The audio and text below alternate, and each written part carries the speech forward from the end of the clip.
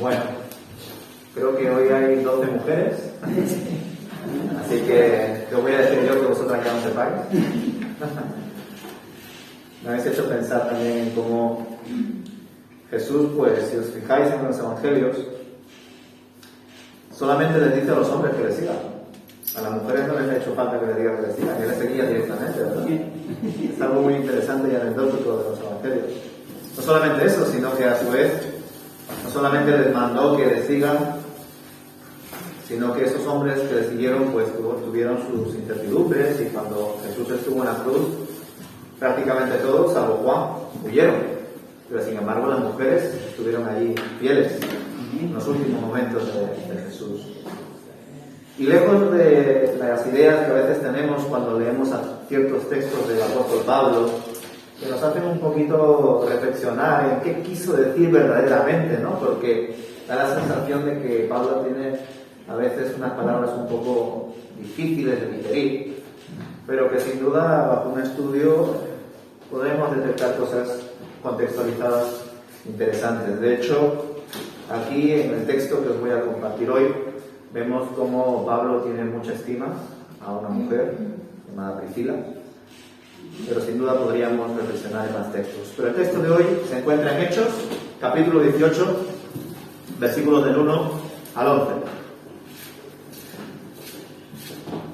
Hechos, capítulo 18, versículos del 1 al 11.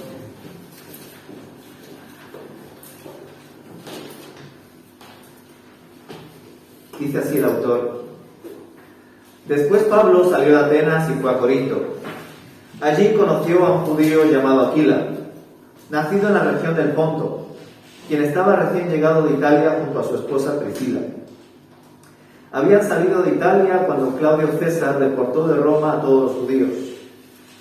Pablo se quedó a vivir y a trabajar con ellos porque eran fabricantes de carpas de campaña, al igual que él.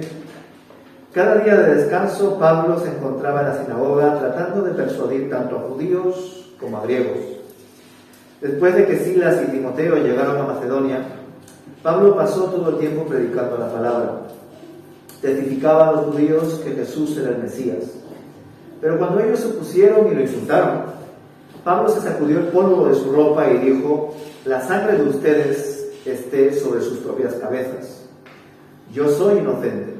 De ahora en adelante iré a predicar a los gentiles. Entonces salió de allí y fue a la casa de Ticio Justo, un gentil que adoraba a Dios y que vivía al lado de la sinagoga. Crispo, el líder de la sinagoga, y todos los de su casa creyeron en el Señor. Muchos otros en Corinto también escucharon a Pablo. Se convirtieron en creyentes y fueron bautizados. Una noche el Señor le habló a Pablo en una visión y le dijo: no tengas miedo, habla con libertad, no te quedes callado. Pues yo estoy contigo y nadie te atacará ni te hará daño, porque mucha gente de esta ciudad me pertenece. Así que Pablo se quedó allí 1 año y medio enseñando la palabra de Dios. El Señor bendiga su palabra. En este contexto nos encontramos ante un apóstol Pablo sediento de conocer a más hermanos, sediento de proponer y capacitar a diferentes consiervos que puedan servir en las iglesias donde él comenzaba pues a plantar, ¿verdad? Como diría en uno de sus textos, pues él plantó y Apolos regó, pero el crecimiento lo da el Señor. Pero en medio de todo eso vemos en este contexto que Pablo ya venía de Atenas, una experiencia que ya sabemos que, bueno, tuvo sus cosas buenas y sus cosas malas. Por un lado, sin duda, si lo pensáis bien, el texto el capítulo 17 de Hechos, donde Pablo está en Atenas, es un texto que debería de ser ejemplar para nosotros, porque a menudo la mayoría de los pasajes que leemos son con personas que ya tienen un conocimiento previo de Dios. Pero hoy en día cada vez el conocimiento general de Dios es más difuso, ¿verdad? Es más confundido. Sin embargo, en ese tiempo los judíos al menos tenían un entendimiento del Dios de Yahvé, del Dios de Abraham, de Isaac y de Jacob. Y por decir así, era ya algo de donde tirar, ¿no? Como se dice hoy en día, ¿no? Sin embargo, actualmente hay personas que directamente no tienen ningún tipo de conocimiento del Señor. Es por eso que el texto de Hechos 17 es un gran ejemplo para nosotros, porque no es que Pablo esté con algunos judíos y con algunos griegos, es que directamente estaba en Atenas lleno de personas que no tenían un conocimiento de ese Dios Yahvé. Pero Pablo, sin duda, con mucha astucia, pues se da cuenta de que puede usar elementos de la cultura, en este caso griega, para hablar a estos hermanos, a estas personas. Sin duda usa, por un lado, esa imagen hecha a un Dios desconocido para mostrarles que ese Dios se ha revelado. Por otra parte, también usa textos de personas, filósofos, poetas griegos, para de algún modo crear un puente de comunicación y sobre todo de atención con estos griegos. Sin embargo, pese a que nos cuenta el texto que les atendía a cada uno de ellos y ellos les escuchaban con atención a Pablo, nos damos cuenta de que cuando Pablo ya empieza a hablar de la resurrección, a los griegos ese tema ya no nos convence. Porque ya sabemos que, según la mentalidad mística, pues cuando una persona fallecía había una especie de transmigración del alma, como que de repente esa alma iba a otro lugar y era un lugar donde no había cuerpo, porque entendían que el cuerpo era la cárcel del alma.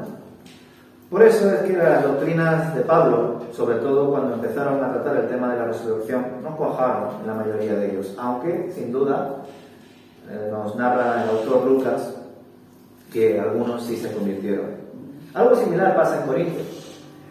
Sin duda la metodología de Pablo es primero ir a las sinagogas, primero ir a los suyos, y cuando ve que los suyos no le reciben, va al resto. Pero lo hace no porque desprecie a los griegos, de hecho Pablo es el apóstol de los gentiles, sino que lo hace porque entiende que en principio los judíos están más cerca de Dios. Ellos disponen de la revelación del Antiguo Testamento, de las Escrituras, y se supone que cuando él les señala quién es el Mesías del Antiguo Testamento es Jesucristo, se supone que los judíos deberían de recibirlo, porque era el Mesías al que estaban esperando. Sin embargo, ¿a qué Mesías estaban esperando los gentiles? A ninguno. Ellos esperaban, si eso, que existiese una vida eterna, que hubiese un lugar, un paraíso donde puedan recibir todos sus deseos de este tiempo, pero no esperaban a ningún Mesías. Y es lo impresionante de la metodología de Pablo, ¿no? Cómo muchas veces nos muestra el autor que los gentiles, los griegos, recibían en algunos casos mejor a Pablo que los propios judíos.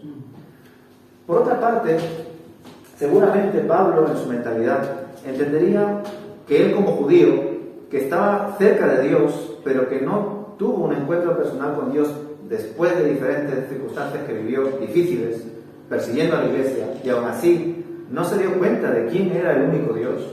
Tuvo que pasar por muchas cosas para por fin convertirse. Supongo que de algún modo se sentiría deudor, ¿verdad? Él como judío, estudioso de la ley, de los profetas, de los escritos, y aún así no pudo reconocer a Dios en Jesús, pues pensaría: tengo que insistir más con los judíos porque yo fui como ellos. Yo rechacé a Jesús, es más, yo perseguí a los cristianos. De hecho, vemos también que la visión de Pablo no solamente se reduce a esa metodología de ir primero a los judíos y luego a los gentiles, sino que a la hora de ir a los judíos, su deuda es tan grande que se siente culpable de que no se conviertan. Y si no lo hacen, que ya sea porque ellos una y otra vez intentan rechazarlo, no porque él no lo haya intentado. Fijaos que nosotros tengamos esa carga sería algo un poco difícil de evaluar, ¿no? Que nos sintamos deudores de todos aquellos vecinos, compañeros de trabajo, amigos, familiares que no conocen a Jesús. Y que no lo conocen porque no les hemos compartido, entre otras cosas. Pues ese era el sentimiento de Pablo, un sentimiento muy duro, la verdad, de asimilar. No sé cómo sería su estrés, porque sentirse deudor de todos es algo increíble. Para que entendamos, es como que si alguien no es salvo, si alguien no va a ir al cielo, de algún modo Pablo entiende que es por culpa de él. porque no le ha expuesto bien el Evangelio. Pero sin embargo aquí vemos que, pese a las insistencias del apóstol Pablo, también es cierto que él responde, ya sabéis que tiene un carácter un poco tosco, que es así muy, pues bueno, ya sabemos, y le responde de una manera un poco particular a las personas que lo rechazan, ¿verdad? Sin duda decir que la sangre de ustedes está sobre vuestras propias cabezas no es algo que se use hoy en día en nuestro método de evangelismo por las calles, ¿verdad? Pero de algún modo quizá en esas últimas palabras Pablo quería causar impacto en sus oyentes, que se den cuenta de que lo que él está hablando es algo serio, no es una doctrina más, no es un pensamiento más para seguir adelante como si fuese una mera filosofía, es hablar de la eternidad, de la vida, de una nueva oportunidad, una reconciliación con Dios. Y sin duda, pues aquí el apóstol Pablo era una persona que necesitaba reconfortarse. En los versículos del 1 al 5 vemos que Pablo está invirtiendo en personas, que está intentando que el reino de Dios se extienda. Pero luego en los versículos del 5 al 11 vemos cómo, pese a las consecuencias, pese al rechazo, la perseverancia del apóstol Pablo. Versículos del 1 al 5, la inversión del apóstol Pablo. Versículos del 6 al 11, la perseverancia del apóstol Pablo. ¿Verdad? Y claro, en esa inversión que el apóstol Pablo tenía, él, pues claro, él no venía de Jerusalén tranquilamente, de haber sido arropado por los suyos, ¿no? Él ya venía de varios viajes misioneros. Como he dicho antes, este ya era el segundo.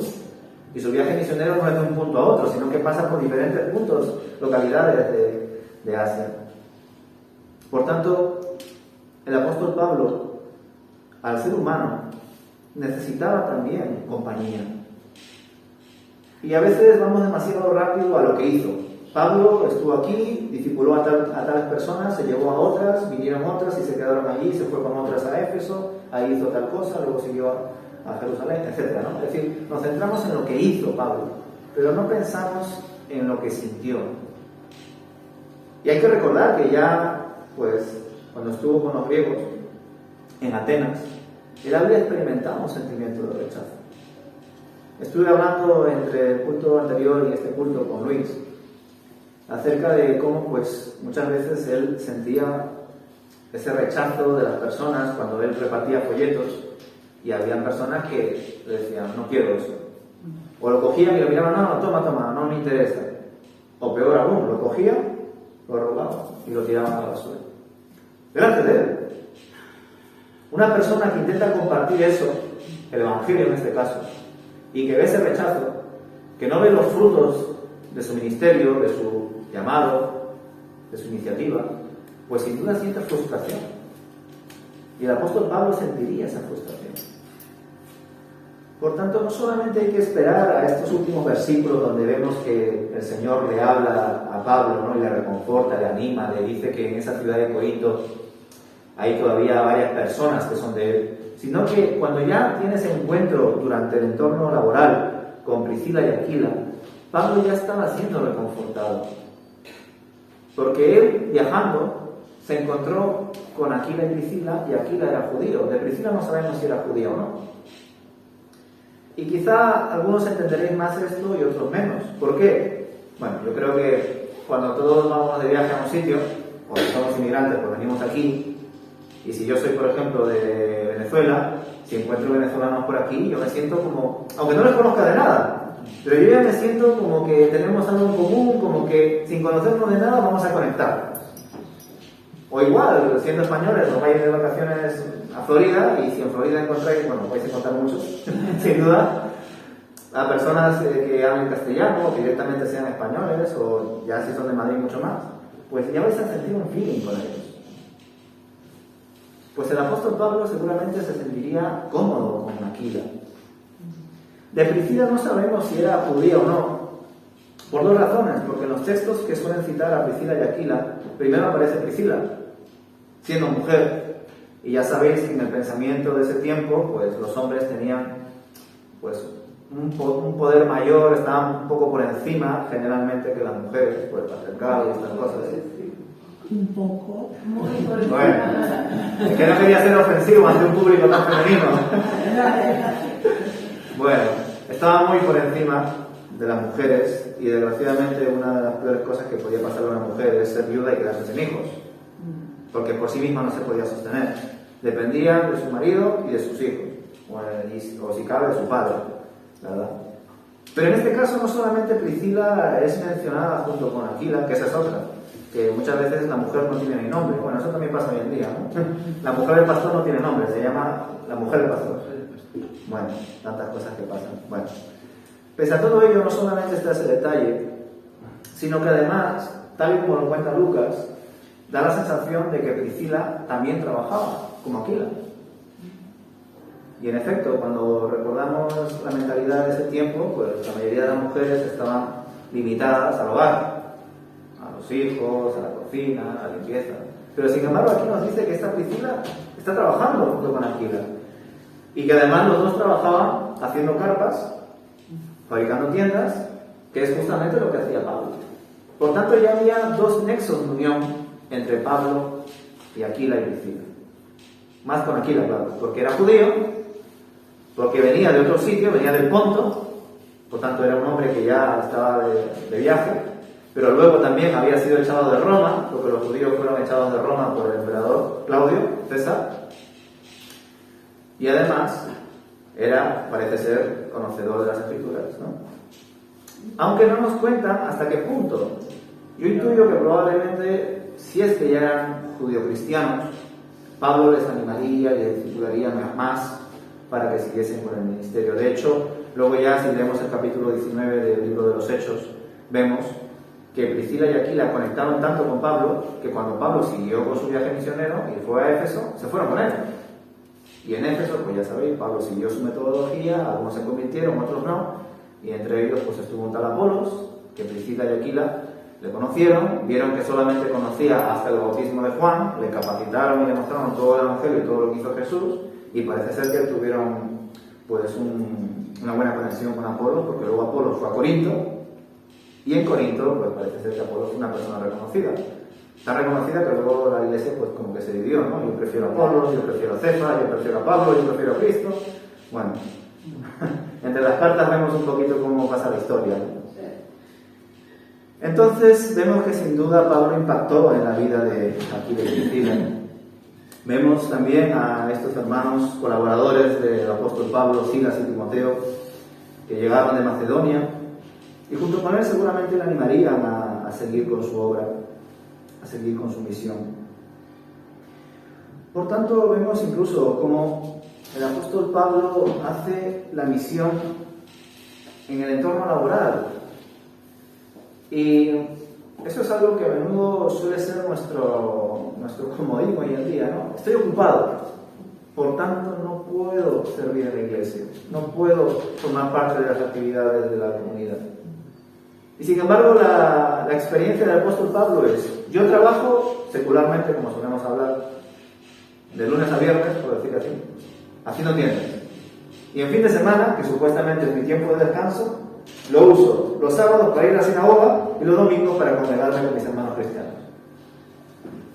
Pero no lo hace en un sentido de voy a ir a la sinagoga y a la iglesia y me siento, sino voy a ir y tengo que predicar, tengo que compartir, tengo que hablar, tengo que visitar, tengo que orar. Es decir, una persona que su tiempo libre era cuando más trabajaba. Y sin duda eso nos debe chocar bastante, porque a menudo pensamos, es que yo ya estoy ocupado, es que yo ya estoy cansado.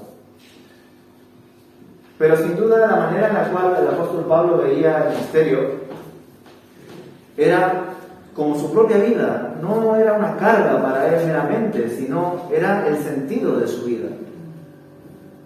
Vivir para él era Cristo. Exactamente. Y es tanto su cariño por el Señor. Y sin duda esto fue porque era consciente de su perdón. Aquí nos acordaremos, por ejemplo, de la parábola de los dos deudores. ¿Quién ama más? Al que se le ha perdonado más. ¿Y cuánto se le ha perdonado al apóstol Pablo? Aquel que no solamente rechazó el Evangelio, sino que persiguió a aquellos que lo comunicaban. Esa es la raíz de toda la misión del apóstol Pablo. Una misión que a veces nos hemos quedado demasiado con la misión del apóstol Pablo y hemos desprestigiado otras misiones más locales, como la misión del apóstol Pedro, que sí, principalmente se quedó en Jerusalén, o como la misión de nuestro Señor Jesús, que lejos de aquellos libros apócrifos, que no sé si habéis leído, que dicen que Jesús fue a la India o que fue a América, entendemos que Jesús solamente estuvo en Galilea, pasando por Samaria, por Jerusalén y otra vez vuelta a empezar.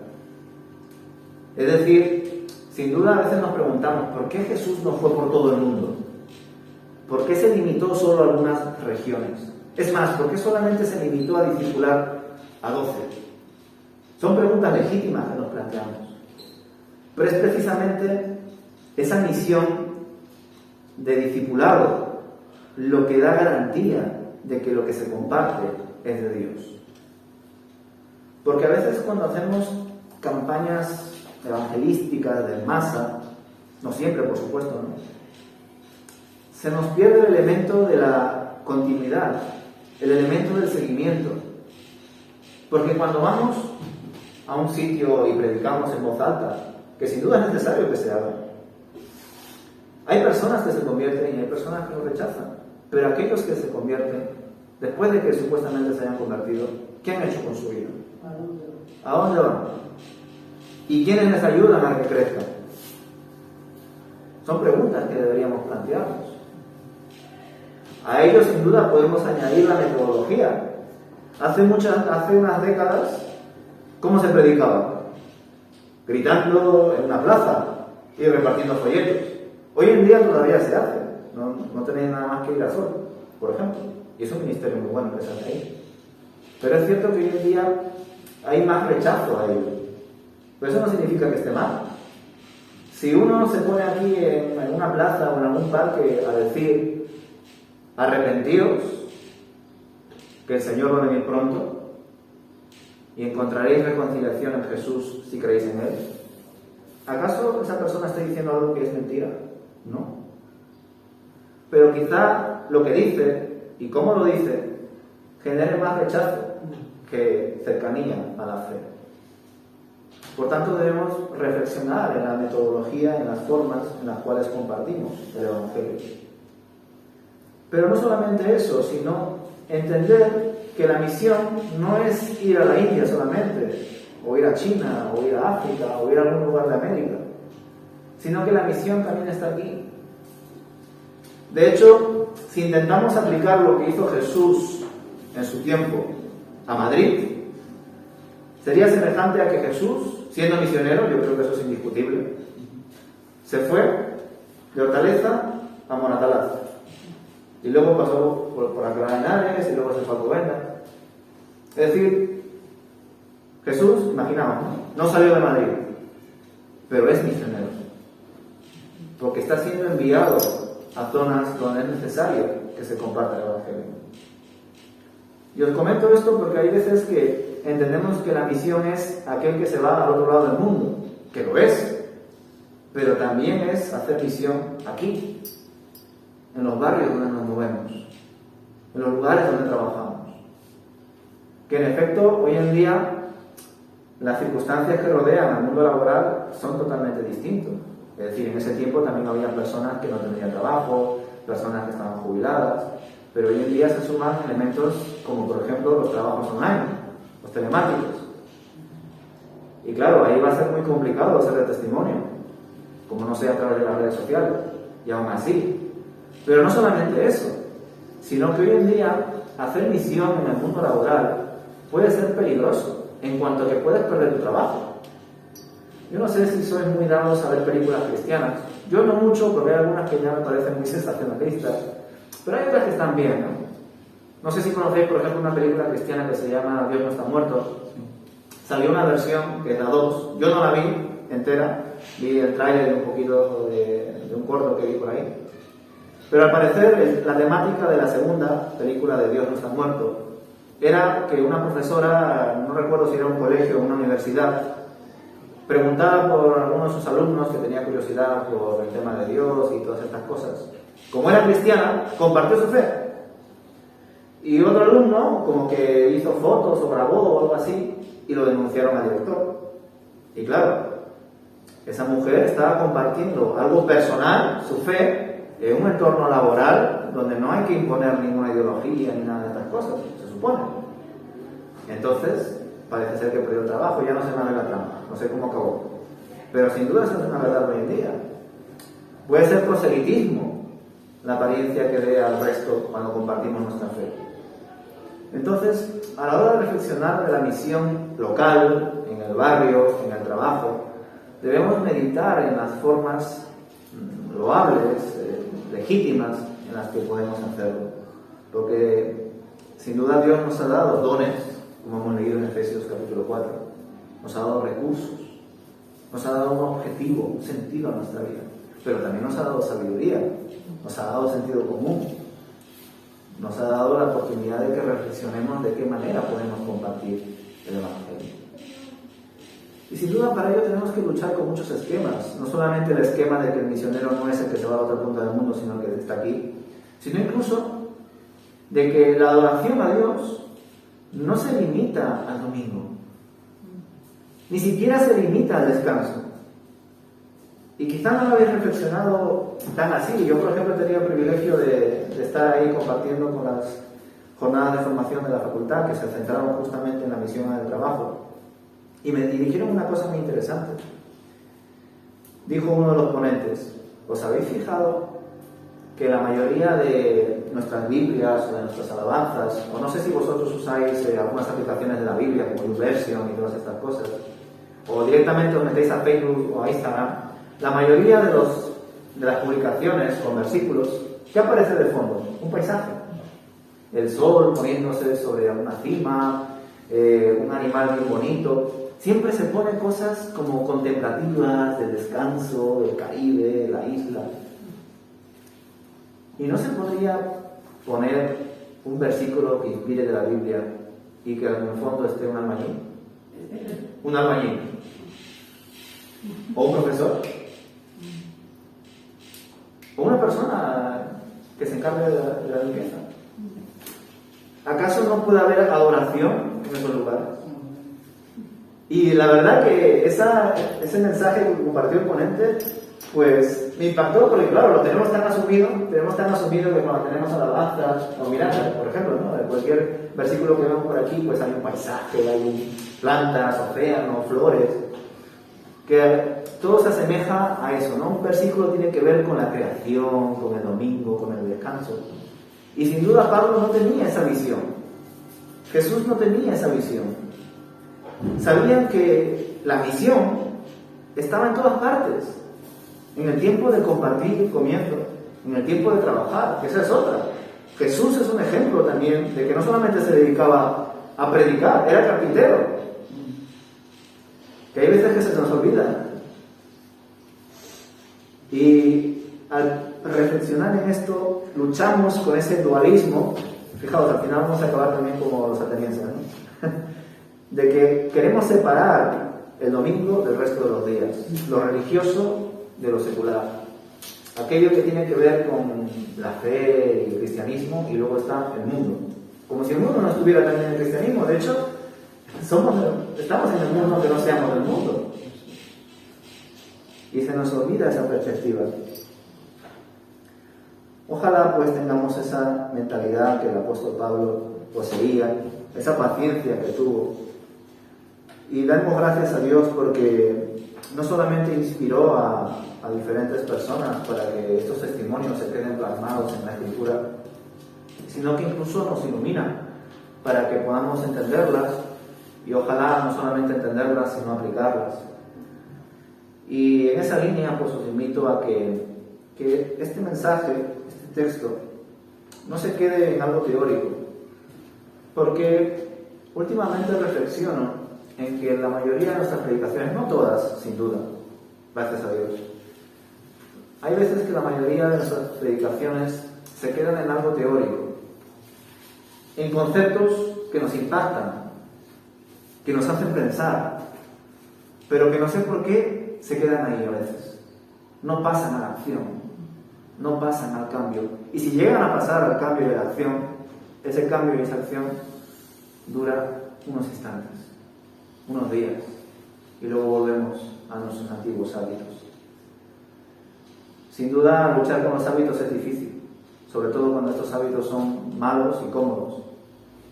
Pero es precisamente a eso lo que Dios nos invita, a cambiar para bien.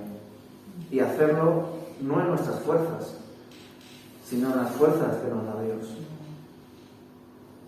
Cuando leemos ese texto famoso que muchas veces lo citamos y lo decimos de todo lo puedo en Cristo que me fortalece, a menudo es un texto que lo usamos en circunstancias diferentes a las del contexto del autor que lo dijo.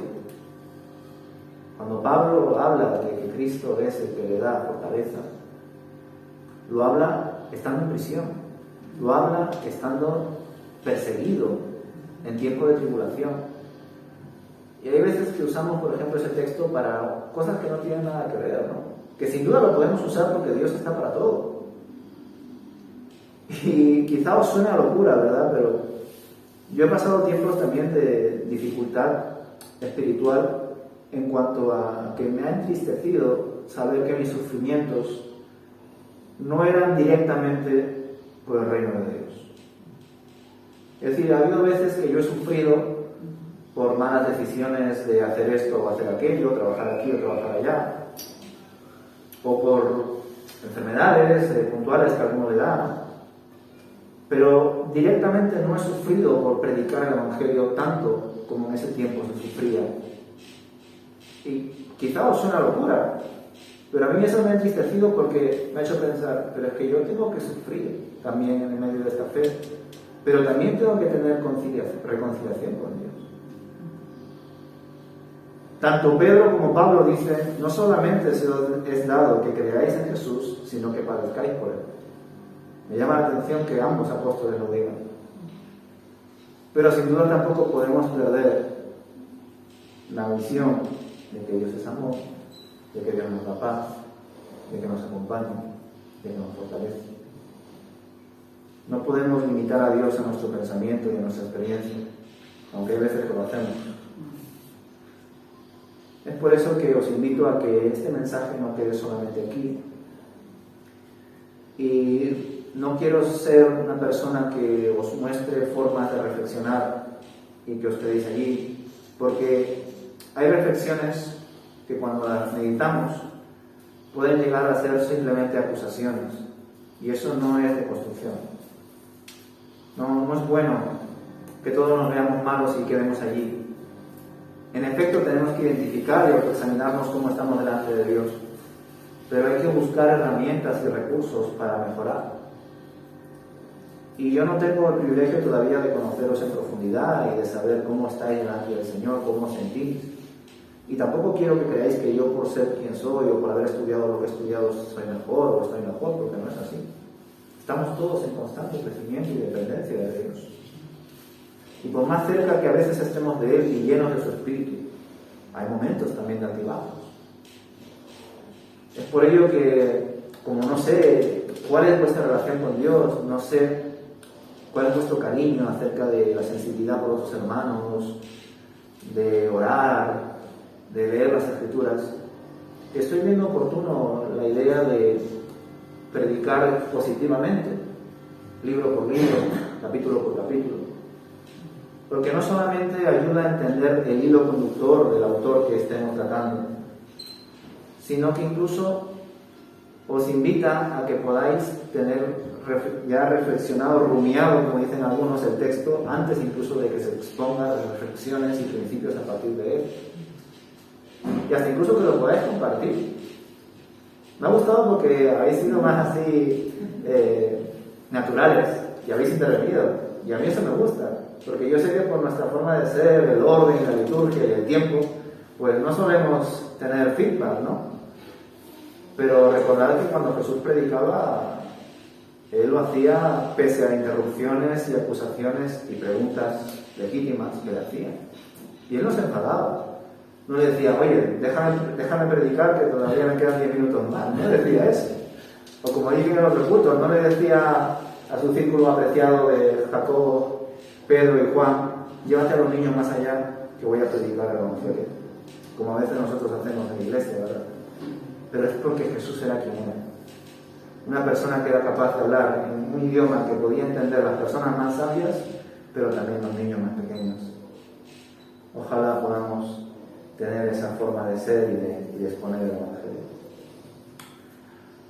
Dicho todo esto, pues os invito a que reflexionéis en una misión que no solamente es internacional, universal, sino que también es local, que comienza en uno mismo, recordando una frase de un teólogo que se llama Wright, que dice que la misión no es que la Iglesia envíe misioneros, sino que la misión es que Dios envíe a la Iglesia, a toda la Iglesia. Por tanto, toda la Iglesia y todos los miembros que conforman la Iglesia son o deben ser misioneros. Así que el Señor nos enseñe acerca de todo ello. Que el Señor los bendiga.